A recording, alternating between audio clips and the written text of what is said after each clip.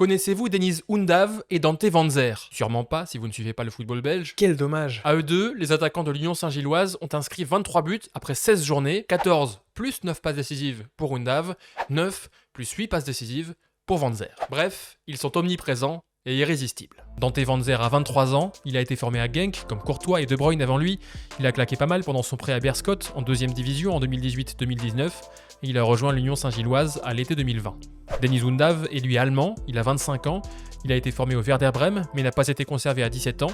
Il a bossé à l'usine et écumé les divisions inférieures allemandes avant d'atterrir dans le club du sud de Bruxelles à l'été 2020 lui aussi.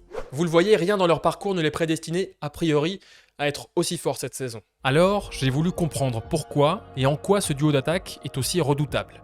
J'ai regardé des matchs de l'Union Saint-Gilloise, j'ai décortiqué leurs buts, je vous ai préparé de belles palettes.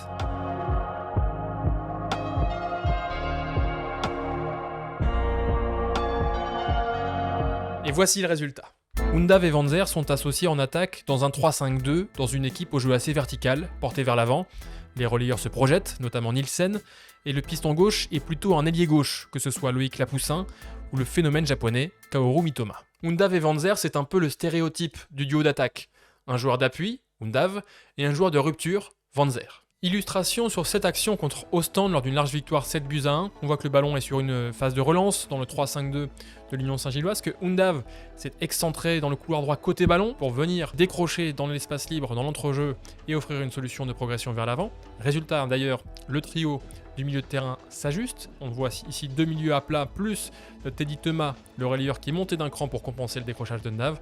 Et Van Zer lui hors écran complètement à gauche parce qu'il y a une occupation de l'espace intelligente et équilibrée de la part du duo d'attaque de l'Union Saint-Gilloise. Undav a reçu le ballon, il a passé à Nielsen, le milieu axial ici à l'intérieur. Thomas donc, qui a compensé le décrochage d'Undav, se projette dans la profondeur. C'est le cas aussi de Van Zer qui est revenu dans cette position axiale pour jaillir devant le défenseur d'Ostende et également plonger dans son dos. Et justement, Thomas qui a récupéré le ballon à l'angle de la surface. Undav qui a poursuivi son effort depuis son décrochage pour accompagner l'attaque qui va arriver en deuxième rideau. Van Zer, une nouvelle fois, l'intelligence de cet appel pour passer devant son défenseur, la course incurvée pour ne pas trop s'éloigner du but non plus, et ouvrir la ligne de passe pour Thomas entre les deux défenseurs d'Ostende. La finition se fait en deux temps. La première frappe de Van Zer un peu écrasée et contrée. La seconde en revanche montre toute son habileté, sa finesse pour finir avec cette petite louche par-dessus le gardien et conclure donc cette situation. Deniz Undav ne mesure qu'1 m 78, c'est 13 cm de moins par exemple que Romelu Lukaku, mais il a un excellent jeu de haut but avec en plus une super protection de balle. Regardez ici comment Undav va prendre sa position dans la surface, un peu à la manière d'un pivot poste bas en basket. Le ballon est dans le couloir gauche, dans les pieds de Mathieu Sorinola, le jeune anglais, et Undav va donc prendre sa position dans la surface en se mettant bien sur ses appuis et en mettant son corps en opposition avec le défenseur, en utilisant ses bras aussi pour s'appuyer sur lui, et donc offrir une solution en appui à Mathieu Sorinola qui s'est avancé vers la surface. Sorinola qui va immédiatement solliciter un 1-2 pour trouver une position de frappe. Quand il reçoit le ballon, Undav est bien donc sur ses appuis, bien stable, avec encore une fois ce jeu de bras, ce jeu de corps, en opposition comme un mur face au défenseur adverse qui ne peut intervenir. Et Undav, avec son toucher ensuite, va faire une dernière remise parfaitement précise pour permettre à Sorinola de marquer. Voilà donc l'importance de ce jeu de haut but de Deniz Undav pour créer du jeu pour ses coéquipiers. Deuxième exemple, on retourne face à Ostende avec cette récupération dans l'entrejeu des joueurs de l'Union Saint-Gilloise. Et Undav qui va tout de suite utiliser son corps pour se mettre en opposition avec le défenseur, l'empêcher d'intervenir, grâce donc à sa puissance aussi, à sa faculté de haut but, à prendre le dessus physiquement sur les défenseurs, à résister au contact et ensuite à permettre à son équipe de jouer et d'enchaîner vers l'avant. C'est ici Thomas qui va récupérer ce ballon pour un 3 contre 2 dans cette transition offensive. On a une occupation encore une fois intelligente, équilibrée de l'espace par Undav et Van Zer avec axe gauche, axe droit, pas trop large évidemment pour rester avec le chemin le plus rapide possible vers le but, mais suffisamment écarté tout de même pour poser un dilemme et créer ce vrai 3 contre 2 face aux défenseurs d'Ostende. On avance un peu dans l'action pour montrer que Undav aurait peut-être un peu plus pu se détacher de Fortes, s'écarter un poil plus vers la gauche pour re-rentrer à la fin, parce que là, la proximité avec Fortes peut-être empêche la passe de Thomas. À droite, Van Zer, lui, a pris un peu plus de marge, ce qui donne un peu plus de marge de manœuvre au dernier passeur, qui va pas lui donner une passe optimale. Van Zer qui va devoir éliminer son adversaire direct. Il se retrouve en angle fermé pour frapper. Certains attaquants évidemment auraient tenté la frappe dans cette situation, peut-être que certains auraient marqué aussi, mais Van Zer lui est très altruiste. Il a senti qu'il y avait quelque chose à jouer au deuxième poteau et Undav aussi a bien suivi. Et Undav n'a plus qu'à conclure. proche du but. Une attaque rapide bien menée de la part du duo d'attaque de l'Union Saint-Gilloise. En plus de son jeu dos au but, Undav a également un excellent sens de la dernière passe et associé à l'intelligence des appels en profondeur de Vanzer, c'est dévastateur. La preuve, face au Cercle Bruges, on va voir encore d'abord comment Undav va, sur ce ballon aérien, utiliser son corps, se mettre en opposition face aux défenseurs adverses, et ça va donner un deuxième ballon à exploiter pour l'Union Saint-Gilloise. Un peu plus tard dans l'action, Undav se retrouve à l'entrée de la surface. On remarque également Vanzer toujours vraiment à la limite sur la ligne défensive pour exploiter le moindre espace. Et il va sentir Undav qu'il y a un contre-pied à trouver pour prendre à défaut le défenseur du Cercle Bruges. Vanzer va également vite s'ajuster et comprendre l'intention de son coéquipier, ce qui montre aussi leur entente, leurs automatismes. Undav va glisser ce petit ballon de l'extérieur du pied dans la course de Vanzer vers l'axe droit de la surface du Cercle Bruges. Et ensuite, Vanzer n'a plus qu'à conclure. Deuxième exemple, dans un déplacement à Malines, le coup d'envoi vient d'être donné.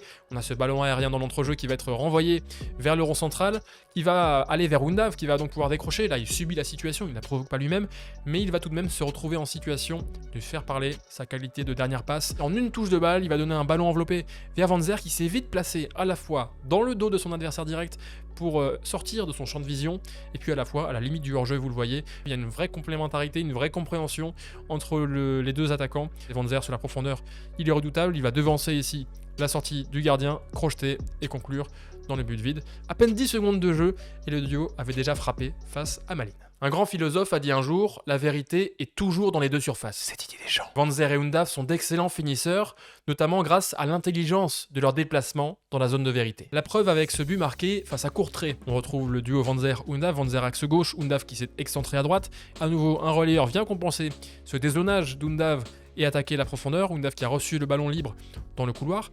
Et on va s'attarder sur les mouvements de Vanzer pour se débarrasser de son adversaire direct. On voit qu'il est en 1 contre 1 face à un défenseur de Courtrai. Il déclenche d'abord un premier mouvement pour s'éloigner du but et partir dans le dos de son défenseur. Deuxième mouvement, vers l'intérieur cette fois-ci, pour jaillir devant lui, ce qui va forcément faire réagir son adversaire direct. C'est encore une fausse piste, puisque le vrai appel recherché, c'est un mouvement à nouveau vers le deuxième poteau, un triple mouvement vraiment, pour se retrouver totalement libre à la retombée du centre parfait, là aussi parfaitement dosé d'Undav, et conclure de la tête. Voilà l'intelligence de mouvement de Vanzer pour se débarrasser de son défenseur. Deuxième exemple, parce que c'est vraiment récurrent de la part de Vanzer, on retrouve à nouveau la position habituelle, Undav décroché, disponible entre les lignes, qui peut servir d'appui, Vanzer qui est plus au niveau de la ligne défensive, à chercher des espaces à attaquer. À nouveau, un premier appel de Vanzer vers le centreur, qui va emmener avec lui son défenseur. Un deuxième appel pour le prendre à contre-pied et repartir vers l'extérieur. Et Vanzer qui va replonger vers le premier poteau pour tenter de prendre un temps d'avance sur son adversaire, vraiment multiplier comme ça les fausses pistes, les courses, les feintes de corps pour plonger et prendre un temps d'avance. Ça va bénéficier tout ça à qui ? Eh bien, un Undav qui a suivi au deuxième poteau, puisque Vanzer a aspiré avec lui son défenseur, a mobilisé un deuxième défenseur. Undav a bien suivi derrière lui, et c'est lui l'attaquant allemand qui va conclure cette situation grâce aux appels sacrifices de Dante Vanzer. Vanzer a donc ce triple mouvement. Undav, lui, c'est plus une séparation d'avec ses défenseurs. Comment ça marche ? Eh bien, on va le voir tout de suite avec une première situation face à Ostende, ce ballon qui va arriver jusqu'à Bart Newkop, le piston droit de cette équipe de l'Union Saint-Gilloise, qui va chercher un passe-va avec Nielsen, une prise d'appui pour se projeter vers l'angle des 6 mètres. Undav qui va vite plonger vers le but pour tenter de devancer son adversaire direct, mais il va sentir que Fortes peut répondre présent, qu'il n'y a pas beaucoup de place aussi pour le dernier passeur éventuellement avec une intervention du gardien dans cette zone de but. Donc l'idéal n'est peut-être pas de rester derrière son adversaire direct, mais de passer devant.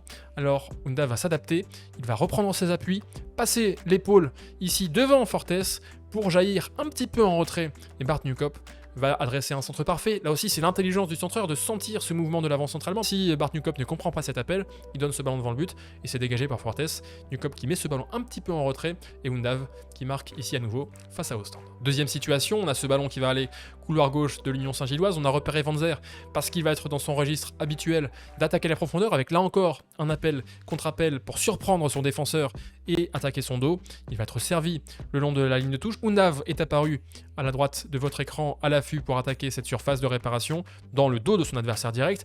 Il va d'abord plonger vers le but puisqu'il y a un espace éventuellement pour Vanzer pour mettre ce ballon en première intention au point de pénalty pour permettre à Undav de conclure, mais Undav qui n'est pas l'attaquant le plus rapide, qui n'a pas créé l'avantage positionnel et dynamique face à son adversaire direct et qui va encore une fois adapter sa course, passer l'épaule pour prendre à revers son défenseur en passant devant lui cette fois-ci et le devancer vers le premier poteau. Comme Vanzer tout à l'heure, ça ne va pas lui bénéficier directement à Undav, néanmoins il va aspirer son défenseur en premier rideau, libérer un espace derrière lui, cette fameuse course sacrifice pour Nielsen en deuxième rideau donc, qui va marquer et donner l'avantage à l'Union Saint-Gilloise, c'était sur la pelouse de Penn. Troisième et dernière situation pour illustrer le mouvement dans la surface d'Undav, action une nouvelle fois couloir gauche de la part de l'Union Saint-Gilloise avec encore ce ballon en profondeur. On repère tout de suite la position d'Undav et Vanzer là aussi qui ne se marche pas dessus. Undav qui est pris d'ailleurs en marquage par un défenseur de Zulte Waregem. Vanzer qui lui a un temps d'avance à l'opposé du jeu pour éventuellement être servi au deuxième poteau. La ligne défensive recule pour essayer de se mettre sur la ligne du ballon pour empêcher cette passe vers le but vers Vanzer notamment au deuxième poteau.